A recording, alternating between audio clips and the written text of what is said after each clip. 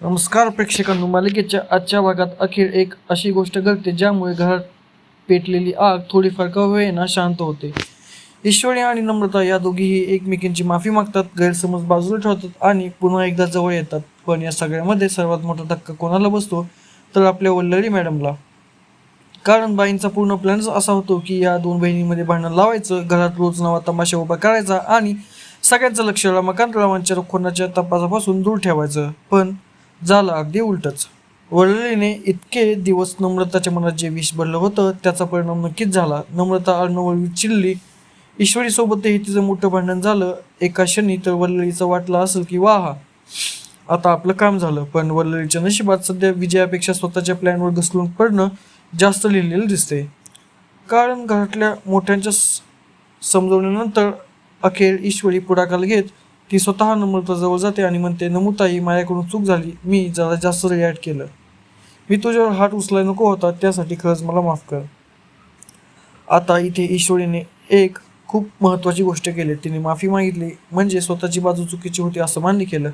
ती लगेच स्पष्ट करते, मी तुला मारलं त्यासाठी माझी माफी मागते, पण तू अर्णव सरांबद्दल जे बोललीस त्याचं मी अजिबात समर्थन करत नाही. कारण अर्णव सरांविषयी तू जे काय बोललीस ते चुकीचं होतं आणि मला वाटलं की गोष्ट चांगली दाखवली. कारण अनेकदा मालिकांमध्ये माफी म्हणजे पूर्ण शरणागती दाखवतात, पण खरं पाहिलं तर आपण आपल्या चुकीच्या कृतीबद्दल माफी मागू शकतो आणि तरीही समोरच्याचा मुद्दा चुकीचा होता हे सांगू शकतो. ईश्वरी नेमकं तेच केलं. दुसरीकडे नम्रताची अस्वस्थता मात्र अजूनही मीच बरोबर या मोडमधून बाहेर आलेली नसते. त्याआधी आकाशच्या रूममध्ये चांगलं सुनवतो. तोच तिला स्पष्ट सांगतो की फक्त आज तू चुकीचंच वागलं असं नाही, तू या घरात आपल्यापासून प्रत्येक गोष्टीकडे संशयाने पाहत आहेस.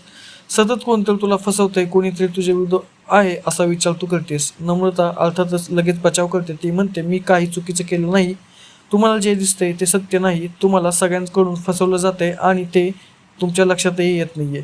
पण आकाश यावेळी तिचं ऐकून शांत बसत नाही. तो अर्णवची बाजू घेत म्हणतो की दादा माझ्या विरोधात नाही, उलट माझं नाव पुढे जावं म्हणून दादाच प्रयत्न करत होता. माझ्यासाठी तो बोलत होता. जे काही झालं त्याचा सर्वात जास्त त्रासही त्यालाच झालाय.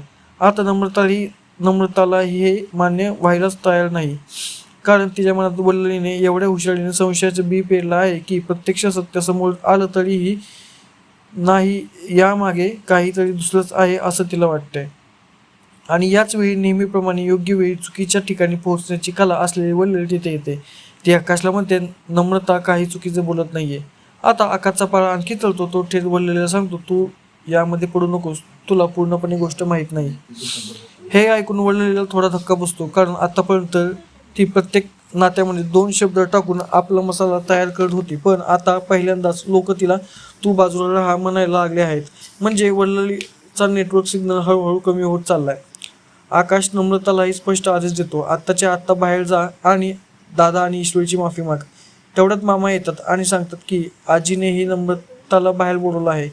आता नम्रताला समजतं की आज काही सुटका नाही.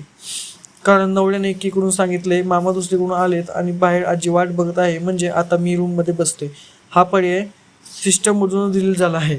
नम्रता बाहेर येते, पण तिचा ॲटिट्यूड अजूनही कमी झालेला नाही. ती येते आणि सोफ्यावर थाटामध्ये बसते, चेहऱ्यावर असा भाव की जणू बाकी सगळ्यांनी तिची माफी मागायला हवी. इकडे अर्णवनेही आधी ईश्वरीला समजावलेला असतो. तो म्हणतो, नम्रता चुकीची बोलली हे मला मान्य आहे, पण तू ही जरा जास्त रिॲक्ट झालीस, तुला तिच्यावर हात उचलायला नको होतास. म्हणजेच अर्णव इथे कोणाची आंधळी बाजू घेत नाही. नम्रताची चूक आहे ती चूक आणि ईश्वरीची चूक आहे ती चूक.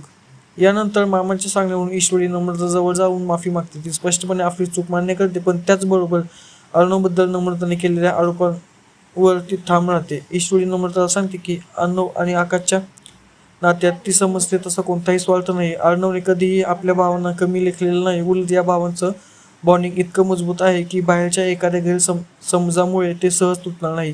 मामासुद्धा नम्रताला सांगतात, या घरात मोठ्यांशी अशा आवाजात आजपर्यंत कोणी बोललेलं नाही आणि विशेषतः अर्णवशी तर अशा पद्धतीने कोणीच वागलेलं नाही. ईश्वरीने मोठ्या मनाने तुझी माफी मागितली आहे, आता तू ही चूक मान्य कर. नम्रता आजूबाजूला पाहते. आकाशचे डोळे तिला सांगत असतात, आता सॉरी म्हटलं नाहीस तर घरी गेल्यावर दुसरा एपिसोड आहे. आणि अखेर नम्रता मागे घेते. ती ईश्वरीसमोर कान पकडते आणि म्हणते, खरंच मला माफ कर, माझ्याकडून चूक झाली, मी अशा पद्धतीने वागायला नको होतं. आणि अखेर दोघी एकमेकांना मिठी मारतात. घरातल्या सगळ्यांच्या चेहऱ्यावर समाधान दिसतं.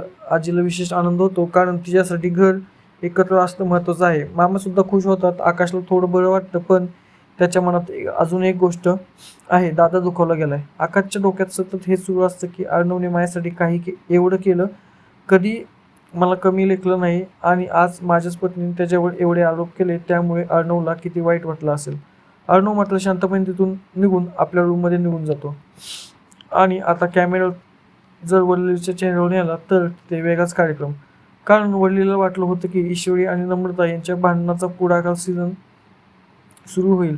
रोज घरामध्ये भांडी वाजतील, आवाज चढतील, अर्णव आकाशमध्ये एक अंतर निर्माण होईल आणि त्या सगळ्यात रमाकांत रावांच्या खुनाचा तपास कुठेतरी मागे पडेल. पण दोघींनी मिठी मारली आणि वल्लीचा प्लॅन द एंड झाला. ईश्वरी तर आनंदात सगळ्यांसाठी शिरा बनवते. घरात गोड वातावरण झालं म्हणून सगळ्यांचं तोंड गोड केलं जातं. आणि येथे आजच्या भागातील एक जबरदस्त प्रसंग. ईश्वरी सगळ्यांना शिरा देते आणि शेवटी वल्लीकडे जाते. वल्ली मात्र शिरा खायला तयार नाही. आता ईश्वरीला आधीपासून तिच्यावर संशय आहे. वल्लीची हालचाल, तिचं सतत कोणाच्या ना कोणाच्या आयुष्यात नाक खुपसणं आणि विशेषतः रमाकांत रावांच्या प्रकरणात तिची अस्वस्थता ईश्वरीच्या नजरेतून काही सुटलेलं नाही. वल्ली शिरा खात नाही हे पाहून ईश्वरी चमचा घेते आणि तिथे तोंडामध्ये शिरा भरवते आणि म्हणते, गोड करा मामी, आता तुम्हाला त्याची खूप जास्त गरज आहे. बस. वल्लीचा चेहरा बघण्यासारखा होतो. वरून पाहिलं तर साधं वाक्य आहे, पण आतला अर्थ स्पष्ट आहे. मला तुमच्यावर संशय आहे आणि आता खेळ फार दिवस चालणार नाही. म्हणजे शिरा गोड होता, पण ईश्वरीने दिलेला इशारा मात्र चांगला तिखट होता. दरम्यान आजी मामांना सांगतात की आता माझी एकच इच्छा आहे, रमाकांत रावांचा खुनी लवकर सापडायला हवा आणि त्याला शिक्षा झाली पाहिजे. अर्णव लगेच आश्रमात आश्वासन देतो. तो सांगतो की CCTV फुटेज रिकव्हरीसाठी दिलं आहे. एकदा ते फुटेज रिकव्हर झालं की त्या रात्री नेमकं काय घडलं हे स्पष्ट होऊ शकतं आणि खुनी देखील गजाआड जाईल. आता हे वाक्य घरातल्या सगळ्यांसाठी आशेचं असतं, पण वल्लीसाठी ते जवळपास तोंड ऐकल्यासारखं आहे. कारण सत्य हे असं आहे की रमाकांत रावांच्या मृत्यूमागे वल्लीच आहे आणि आता तिच्या डोक्यावर 2 तलवारी लटकत आहे. एक म्हणजे रिकव्हर होणारं CCTV फुटेज आणि दुसरी म्हणजे रमाकांत रावांनी स्वतः कुठेतरी लपून ठेवलेले पुरावे. याआधी वल्ली आपल्या रूममध्ये बसून स्वतःचीच पाठ ठोकत असते. ती विचार करते की आजपर्यंत मी नम्रताच्या मनात जे काही बळवलं त्याचा फायदा आता होतोय. अर्णवशी अशा आवाजात आजपर्यंत घरात कोणी बोललं नव्हतं, पण नम्रताने तेही करून दाखवलं. वल्लीला वाटतं मानली वल्ली तुला. स्वतःचा प्लॅन बनवायचा, स्वतःच त्याचं कौतुक करायचं आणि मग 2 सीन नंतर तोच प्लॅन फ्लॉप झाल्यावर चेहरा पाडायचा, ही सुद्धा एक कला आहे. त्यानंतर वल्ली देवसळेला फोन करते. ती तक्रार करते, मी किती दिवसापासून तुम्हाला फोन करते, तुम्ही माझा फोन का उचलत नाही. पण यावेळी देवसळे सरळ हात वर करतात. ते सांगतात, तुमच्यामुळे आधीच मी मोठ्या अडचणीमध्ये आलो आहे. CCTV फुटेज डिलीट करताना मला किती त्रास झाला हे मला माहीत आहे. माझं नाव खराब झालं, रेप्युटेशन खराब झालं, त्यामुळे यापुढे मला फोन करू नका. वल्ली मात्र सहज सोडणाऱ्यांपैकी नाही. ती लगेच विचारते, तुमच्या ओळखीचा एखादा हॅकर आहे का? देवसळे यावर जवळपास चिडून म्हणतात, तुम्हाला मी काय अट्टल गुन्हेगार वाटतो का? प्रत्येक इलिगल कामासाठी माझ्याकडेच नंबर मागायला येतात. आणि खरं सांगायचं तर इथे देवसळेच्या मनातही प्रश्न पडला असेल की यांना CCTV डिलीट करून दिलं, आता हॅकर उद्या कदाचित रॉकेट सायंटिस्ट मागतील. पण देवसळे स्पष्टपणे मदतीस नकार देतात. ते सांगतात की देशमुख मॅडममुळे त्यांनी आधी जे काही केलं ते केलं, आता त्यांना या प्रकरणामध्ये अजिबात पडायचं नाही. फोन बंद. आता वल्ली पहिल्यांदा खऱ्या अर्थाने एकटी पडते. तिच्या डोक्यामध्ये रमाकांत रावांचे शेवटचे शब्द फिरत असतात. कारण रमाकांत रावांना मारताना त्यांनी वल्लीला सांगितलं होतं की तिच्या विरोधात काही पुरावे त्यांनी सुरक्षित ठिकाणी ठेवले आहेत. पण ते पुरावे काय आहेत, कुठे आहेत, कोणाला त्यांची माहिती आहे हे वल्लीला माहीत नाही. आणि हीच गोष्ट तिची झोप उडवते. ती स्वतःशीच म्हणते, काही झालं तरी मला ते पुरावे शोधावे लागतील. दुसऱ्या कोणाच्या हातामध्ये ते पडले तर माझी काही खरं नाही. आणि इथून वल्लीची खडी घाई सुरू होते. दुसरीकडे ईश्वरी संध्याकाळच्या स्वयंपाकाची तयार करत असताना आजी किचनमध्ये येतात. आजी म्हणतात, ईश्वरी, मला गुरुचरित्राचं पारायण करायचं आहे. गुरुचरित्र रमाकांत रावांच्या रूममध्ये असेल, घेऊन येशील का? ईश्वरी लगेच हो आजी म्हणते आणि रमाकांत रावांच्या खोलीकडे जाते. पण तिला माहीत माहीत तिथे आधीच वल्लरीची CID सुरू आहे. वल्लरी रूममध्ये अंधार करून टॉर्चच्या प्रकाशामध्ये कपाट, फाईल्स, वस्तू सगळं शोधत असते. आता एक गोष्ट मला इथे समजली नाही. जर पुरावा शोधायचा आहे तर रूममध्ये लाईटची सोय आहे, तर बाई टॉर्च घेऊन अंधारामध्ये का शोधत आहे? बहुधा गुन्हेगाराला अंधारात शोधाशोध केली की बॅकग्राऊंड म्युझिक चांगलं लागतं अशी सिरियलवाल्यांची अट असावी.